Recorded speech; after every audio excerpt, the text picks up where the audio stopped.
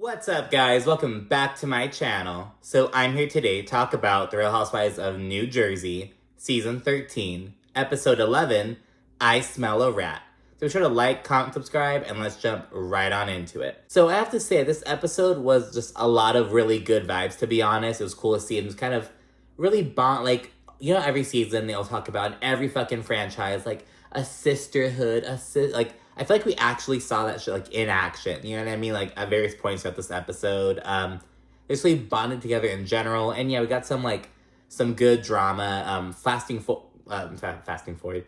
Kind of, like, going forward a little bit, in the preview for the next episode, we see that Margaret fucking goes in on Danielle in the next episode. So it's like, we still have some of the good drama, but we'll see some really good sisterhood moments, I feel. But yes, let's get into this episode. So Teresa and Melissa just finished fighting at the bar, at the restaurant, I should say.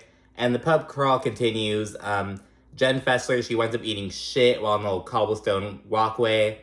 And everyone's like, oh my gosh, Jenn Fessler's ate shit. And she's like, no one saw that. Keep walking, keep walking. It's just funny, kind of my type of humor.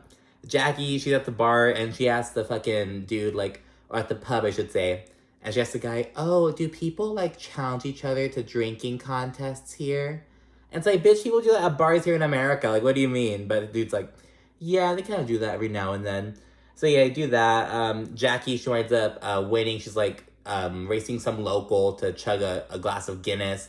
She has all this foam over her fucking face and shit. Melissa said Jackie's a true college girl. And you totally see it. I'm sure Jackie had her fun back in the day. I cannot get with beer, though, to be honest. I don't fuck with breweries or anything like that. Just because, I don't like beer. I'm a shots guy. I like liquor with a chaser, of course. And I always do, shots with a chaser on the side because, there have been times I'll go out and I'll get, a mixed drink. And the drink is just, extremely strong, undrinkably strong. And it's just, I don't want that. I'd rather, take the punch in the face with the shot and then have the chaser right there and then be good. You know what I mean? So that's my approach to it. It's if you want something done right, you gotta do it yourself, damn it. Jennifer, she has peer pressure to doing, joining the Guinness drinking contest. She thinks she's gonna barf afterwards. That's me. I've thrown up in the club, at least 5 times. Not proud to say it, but that's me, bitch. Jenn Fessler, she spills beer all over herself while chugging. She, Teresa, and Melissa, they're kind of having some, lighthearted drink tossing moments. So Jenn Fessler, she spills some on her shirt. Teresa kind of pours some more beer on her. And then Jenn Fessler responds to pouring some, in Teresa's hair. And it's ooh, Jenn Fessler. Because, even I know that's very different. Pouring it on a shirt. Oh, the shirt's already messed up. Whatever. But on her hair, she's not going to wash her hair again. That's another level, bitch. And even I know that. You know what I mean? But, Teresa took it well. Ladies then leave, and they're all lit. They board the bus, and they're all after party, yeah! But they all fall asleep 30 minutes later, time for bed. So yeah. So it's now Ireland day 2. Margaret has a fucking pajama shirt that says endorsed on it in big old bold pink letters. Jennifer, she thinks she's so clever. Well, my boobs are newer and perkier. And firmer. And I'm like, well, girl, what does that have to do with anything? Okay, girl. There's a moment where the girl's like, what is this? And the lady's like, oh, that's black sausage. It's a blood sausage. And Melissa's like, oh, it's blood pudding. And I forget. I hear blood pudding every now and then. I forget what it is and re-look it up every couple of years. And it's ugh, I don't know, but I just wonder how it tastes. I don't know. I know that black sausage, what they have over there in Ireland and in the general, Ireland and the UK, that's different because that has more, grain in it, I read. Whereas blood sausages from, Italy or France and shit like that, they're different. They have less of, the grain, less meal in there, you get me? I wonder how it tastes. I don't know, but just knowing that it's, the dried, solidified blood, I don't know. But the thing about meat in general is kind of weird. I know I fuck with meat a lot. But it's kind of, if you think about it, it's kind of gross. I'm is blood sausage really that much grosser? Or black blood pudding, black sausage, is it really that much grosser than a regular sausage? You know what I mean? I just kind of wonder that. I've never had it. Have you ever had a black sausage, blood pudding, a blood sausage of any kind? I don't know. I have to ask my friend that. I have a friend who may have had some, or my dad, but I don't know. Have to look into that. But yeah, as of right now, I don't know if I'd try a blood sausage. Well, maybe. If it had, I don't know. It depends on how it looks, to be. I'm one of those bitches. I'm like, it depends on how it looks. Like, but yeah, ladies are then reflecting on last night. Rachel says that, like, she and Danielle, who have been feuding in the past couple episodes, they actually had a really good time, because when Jenn Fessler fell and ate shit, they were kind of bonding and laughing and everything. Melissa's kind of side-eyeing this, and she's talking to Jennifer, like, didn't Danielle just call Rachel a rat? And they're all like, you know what I mean? And the other lady's kind of overhearing, like, oh, what are you guys talking about? So then Melissa tells the group, and like, oh, well, it's because Danielle called Rachel a rat. And everyone's like, oh. And Dolores provides some context. Like, there are a lot of words you can call us in New Jersey. You can call us a see you next Tuesday, a motherfucker, blah, blah, blah. But a rat is probably the worst thing. Like, she kind of give some context to it. But yeah, it's kind of very like Snitches and Rats by fucking 21 Savage. You know, like a snitch and a rat. Like, just kind of focusing on like how much worse a rat is, essentially. Rachel's hella caught off guard, and she says that Danielle is the one who actually exhibited rat behavior. Because she was kind of talking to others about her issue with Rachel, talking shit about Rachel, but she didn't have the balls to come to her as a woman and like tell her what's up, as Rachel says. Right then and there, like, perfect fucking timing, Danielle enters the room. She's like, hi, good morning. And, like, the dining room is, like, it's a very old castle. So the dining room is, like, its own room. So I'm pretty sure Danielle had no idea they're talking about her. Like, if it's an open concept, you can kind of hear it. But it's, like, I'm sure she had no idea. She's like, hi, good morning, hey. And everyone's all awkward. She has her whole moment with the blood sausage as well. She's like, what is this? And you gotta talk about it. And, Jennifer, she's like, I think it said it's made from cow's blood. And Rachel's like, no, I think it said it was rat's blood. Just right then and there. And this is when we see Rachel start to step up. And I'm telling you, I've seen multiple people say that Rachel's like boring, or she's not giving like, you know, what they thought. And it's like, give a bitch a chance. It's her first season. I'm very much a 2-season person, unless it's like, there's like a controversy like with Jenny Wynn or some shit. You know what I mean?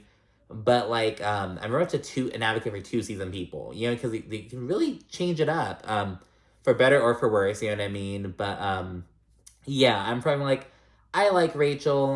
We had a cute little moment where she and Danielle were kind of getting along. Now they're on different sides, bringing new energies and new storylines. It's kind of like Rachel's bringing us back to old New Jersey, you know what I mean? Like, her family's super close, doing their thing, like, I enjoy that. You know, we haven't really had that on this franchise for a minute. But yeah, it's kind of a close traditional family kind of thing. She's doing her own shit. Hopefully we can see more of her doing her business as it's mentioned in her fucking tagline. But yeah, I don't mind Rachel. I think she's kind of she's pretty level-headed, unlike Danielle. Whereas, like, Danielle's a lot more entertaining and stuff like that. She's also kind of a train wreck. And, like, she's really level-headed, which, like, is good in its own right, you know. I think Danielle should stay on the show as well. But they bring different things. I think it works out. And we also have to remember that Rachel is Melissa's friend. And Melissa's kind of boring herself. So, like, but it works. It's okay. You know what I mean? So, yeah, I'm here for Rachel, to be honest. I'm letting that be known. But, yeah, so after Rachel brought up Danielle calling her a rat, Danielle continues to say that, like, oh, well, Rachel, you were saying stuff as well. Which is not true. The cameras were there when they met up. Rachel didn't really say anything. We would have seen it on camera. You know what I mean? There's no other, like, that would have been fucking shown. Like, at least in a fucking flashback or something. And I have a feeling that Danielle's gonna explain it by being like, oh, well, you weren't talking about Margaret that time. You're talking about her another time where the camera wasn't there or that was edited out completely. Like, you're talking about Margaret that time. I don't know how to explain it. I just feel like Danielle's gonna fucking come out with that. We'll have to see how she does at the reunion, which is already filmed.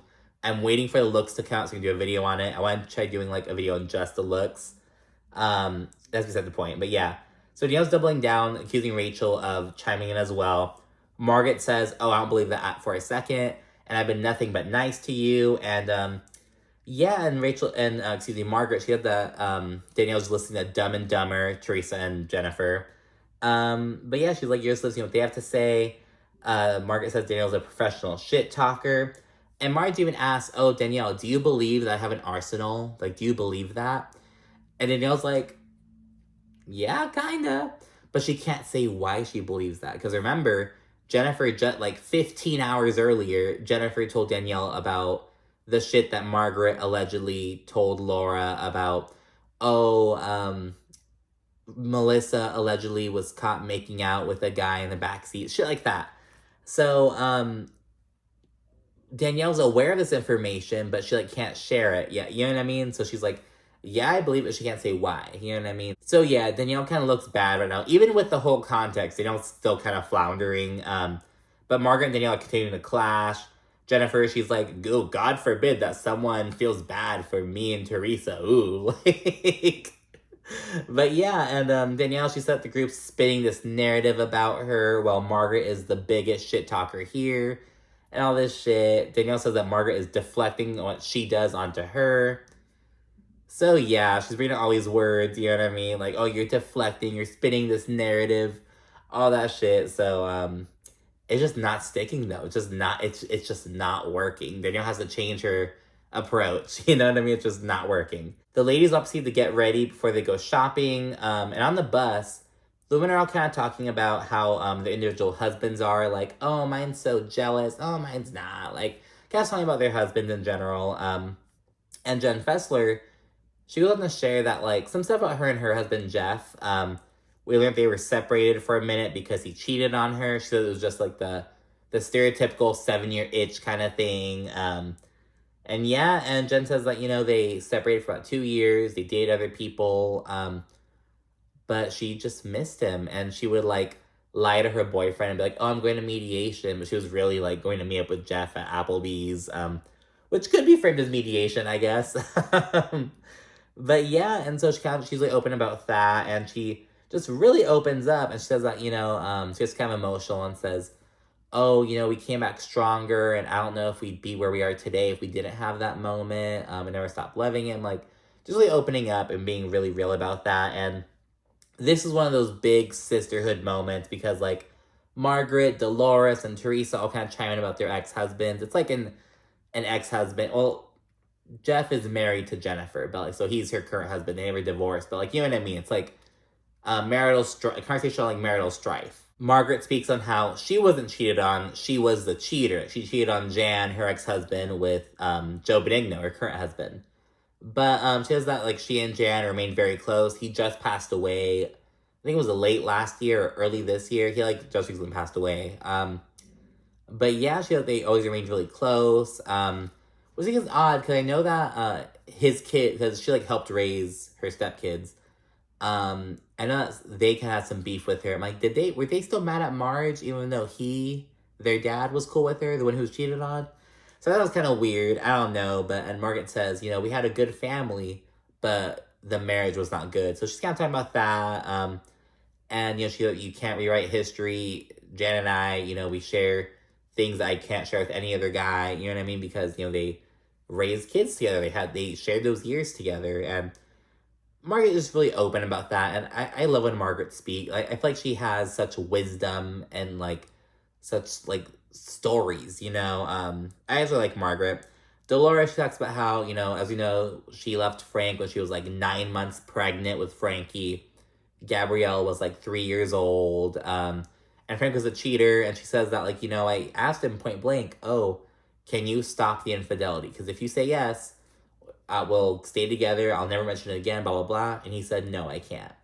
So she talks about that, but she says that, you know, if she had stayed with Frank, she wouldn't have been the mother that she was, because she would have been, like, always worried about him cheating, always worried about what Frank's doing, and she wouldn't have had the opportunity to, like, grow and better herself, and to just be the person that she is. So, Dolores kind of talks about that, which I thought was really interesting and, like, pretty empowering, to be honest. And as for Teresa, she talks about how, you know, of course, she went to prison for, like, 11 months, then she came back home.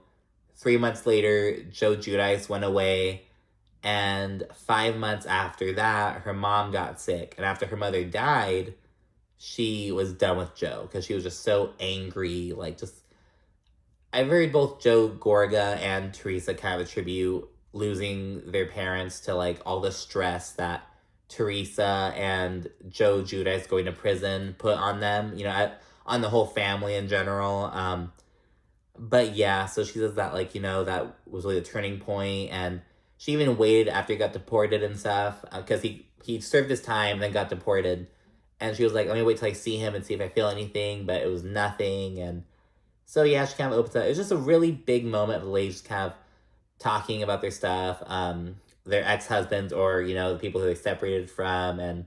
But yeah, it was really cool. And as Teresa's kind of discussing how she and Joe are actually on really good terms, she says that they're like really close. Louis loves Joe, and they do it for like the kids, basically. Rachel, for some fucking reason, asks, "Oh, Teresa, are your kids close with Melissa's kids?" And it's just so random. And I have to point out, Melissa and Rachel know each other because their sons are best friends. So it's like, I feel like Rachel would already kind of know some stuff about Melissa's situation just from having that Melissa connection. You know what I mean? Like, I don't know, but it's really fucking odd. Like, yeah, she randomly brings that shit up. I don't know why, but it opened up a fucking can of worms. And that's because Teresa was like, oh yeah, they were, but then, you know, Antonia didn't go to Melania's Sweet 16. And Melissa's like, oh, so you're gonna blame Melania now? Blah, blah, blah. So it opens it up. Melissa says that Antonia had a cheer competition, and that's where she couldn't go. And she's like, shit comes up. You know, just like how Gabriella couldn't come to Gino's, what did he say? His communion. I was like, what is it? Not christening, the communion. Because of a soccer tournament. And Teresa's like, oh, it's always tit for tat. And it's like, oh my goodness. But yeah, and then Melissa said Teresa is painting Antonia as the issue. But Teresa says, oh no, that's false. You know, I'm not saying anything bad about Antonia. I'm just like hurt and upset, you know, because like she didn't go. But I'm not calling her disrespectful or anything. And Teresa says she just wants the kids to stay close together. And Melissa's like, yeah, well, you're setting a great example, you know, by not having me in your wedding. Maybe if you, you know, set a better example, you know, like kind of going off about that. And it's like, okay, Melissa, like, and Teresa says, oh, well, if I felt the love, I'd give it right back to you. So yeah, there's a little back and forth on the bus, and just sucks that this went down after such a great sisterhood moment.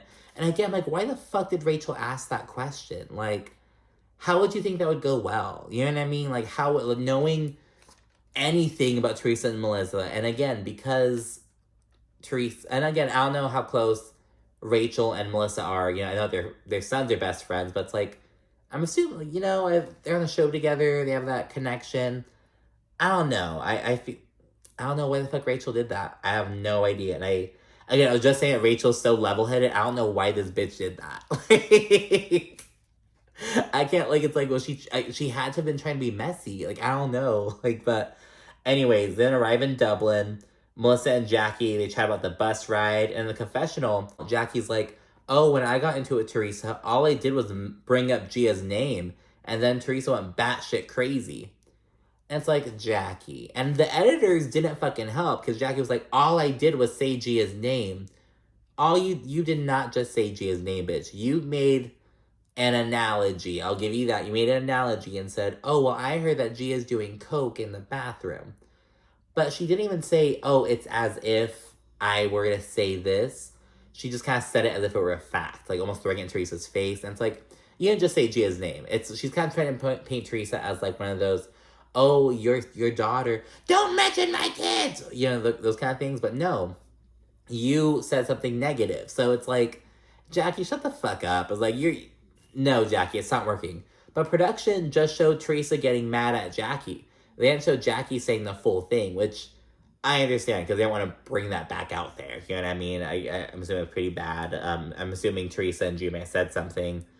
But yeah, so that happened. It's just like, Jackie, please. Like, do you think I forgot what happened, bitch? No. It's then shopping time. They kind of break off in the groups of like 2 or 3, kind of do their thing. Margaret and Danielle are venting about each other to Melissa and Jennifer, respectively. Later on, we then see Teresa, Melissa, and Jennifer all kind of discussing the beef between Teresa and Melissa. Dolores says that kids just shouldn't have been brought up, and I agree. It's like, why are you bringing this shit up? Like, and that's on Rachel, to be honest. And Teresa says, I'm just going to answer a genuine question honestly. And Teresa's like, see, you guys should have jumped in and helped me, because, you know, Rachel brought it up. And it's like, oh my gosh. But Melissa says, you know, if I would have gotten that question, I would have said, oh, the kids love each other, and leave it at that. I wouldn't have been putting blame on the kids, blah, blah, blah.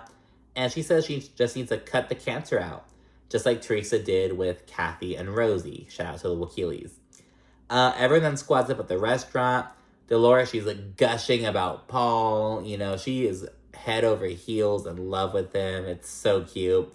And it's crazy, you know, if you look back, back when Dolores was with David still, they saw a sidekick. Not the Turkish coffee reading thing, like not her. It was I think it was more of like a medium kind of thing. It was like a season or two ago, and they were like, oh, is Dolores meant to be with Paul? Like, no, not Paul. Is Dolores meant to be with David? And the sidekick was like, no, but you will find a guy who you connect with like no other. And that's what happened. She got rid of David, met Paul, is in this whole new space, has never felt this way before ever in her life, is kind of just embracing the soft life. I don't know how else to put it. It's like Dolores was kind of just like doing her thing, you know, for so long. Now she's like, has a man who's kind of just trying to take care of her. And she loves it. So, good for her. Teresa and Dolores then go to the restroom, and while they're gone, Jackie asks Melissa about, like, you know, how she's doing after the fight with Teresa. And Melissa, she just isn't talking about it because, you know, it's at a new point now. Now the kids are being named and becoming involved. She says that she's just over this 20-year fucking roller coaster now. And Melissa says, you know, she has nothing to prove, and she's just kind of washing her hands of the matter. So, yeah, she's done. The ladies then return to the castle, and they kind of get ready for the evening. Melissa, she calls Joe, tells about what happened with Teresa on the bus, and she's like, I'm not bringing the next generation into this. I'm not doing this. Like, if I'm caught in this fucking cycle, that's one thing. I'm not bringing the kids into this. And she says she doesn't even know if they should go to the wedding. And Joe's like, that's what Teresa wants. She wants to push us to the point where we don't go to the wedding and we look like the bad guys. That's what she wants. So, yeah, it just really shows it's just very, very toxic. And the bitches jump back on the bus at this point. They get back to the castle literally for like fucking 45 minutes, freshen up, back on the bus, bitches. And they head out to dinner. I don't know if they go back to Dublin or just some other little town or like some little hamlet nearby. I don't know. It seems a bit more modern looking because at the first, during the day, there are all these cobblestone and now it's like smoother. I don't know. But yeah, they're back out again. I'm like, damn. But these girls are at work, you have to remember. And I thought this back on Ultimate Girl Trip as well, you know, because they're go, go, go. And it's like, well, yeah, you know, they're working. They gotta fucking change up your looks, bitch. Get out and do your thing again. So yeah, and at dinner, the ladies are all enamored by Jenn Fessler's cleavage. She showed some titty tonight, and Lady's like, ooh, Jenn Fessler, you never do that. Kind of being experimental. The ladies, they discuss their kind of pre-boob job titties. Basically discuss how like flat they were before they got their tits done. Danielle and Jenn Fessler say that they had tubular boobs. They're kind of like, Jenn Fessler calls it a tube sock with a tennis ball in it. Together about that. During chit chat, Rachel brings up how she doesn't have an ensuite bathroom in her room, and just kind of using a powder room mostly. Danielle's like, oh, well, you know, you can use my bathroom if anything, you know, that's cool. And Rachel's like, oh, I appreciate that, but, you know, I probably won't, given that you just, you know, called me a rat, you know? So we see Rachel, again, she's on, you know, she's not being, like, overtly rude, she's being straight up. Like, she's conversing with Danielle, but she's letting her know what's up. Danielle says she has called a spade a spade. She doubles down again, basically. And Rachel says, you know, I'm not a rat. Like, I'm just having Margaret's back. And Margaret says, Rachel didn't do anything different than what everyone does. If you say something about someone's friend, they're gonna tell them. Like, it is what it is. Like, this isn't the streets, honey. This is Housewives. You know, you gotta fucking tell them. It's gonna be on TV anyway, bitch, you know? So yeah, Rachel said that Danielle was only judging Margaret off of what others were telling her. But Danielle's denying this. And she's like, no, that's not true. You know, I've seen things with my own eyes, but what they're telling me is just kind of validating it and kind of, you know what I mean? So yeah, and Margaret says, you know, I'm not everything that Jennifer and Teresa paint me out to be. And Jennifer's like, oh, well, same thing. Like, I'm not everything you paint me out to be, you know? And Margaret then says, oh, well, I don't talk about you. And Jennifer's like, you called me a disheveled drug addict. And Margaret's like, that was pretty bad. I will apologize for that. And she clarifies she's apologizing for the drug addict part. She's not apologizing for calling Jennifer disheveled, but she's like, no, I should have called you a drug addict. That was me being mean. I was being vindictive. So I honestly appreciate that Margaret apologized for that, to be honest with you. Because when she said it, I was like, Margaret. Because remember, Jennifer, she smokes weed, but it's like, Margaret, like, girl, come on. Margaret was kind of showing her age with that. You know what I mean? It was like, to be honest with you. And yeah, there's somewhere back and forth between Margaret and Jennifer before Jennifer calls Marge a booga wolf. And everyone's like, what? And it's like, shout out to Ty Dolla $ign. Yo, bitch, look like a booga wolf. But Rachel then says that Jennifer missed the mark with that. She's like, when you say an insult, you kind of want it to, like, sting and hurt. But this didn't sting or hurt. This was just kind of like, it was just confusion. You know what I mean? That's the end of dinner and the end of the episode. So that's it for this. And I'm super ready because in the preview, we see Danielle popping off. And she's popping off on Rachel mainly. And it has to do with Margaret. And Margaret's like, this is why, I'm gonna tell you something straight up. This is why you'll always have problems within your family, like with your family. And she made Danielle fucking cry in the back. I was like, oh my God. Like, Margaret is vicious, bitch. She spits vitriol. But yeah, that's it for this episode. Sure to like, comment, subscribe, and stay tuned for more. Thanks again. Bye.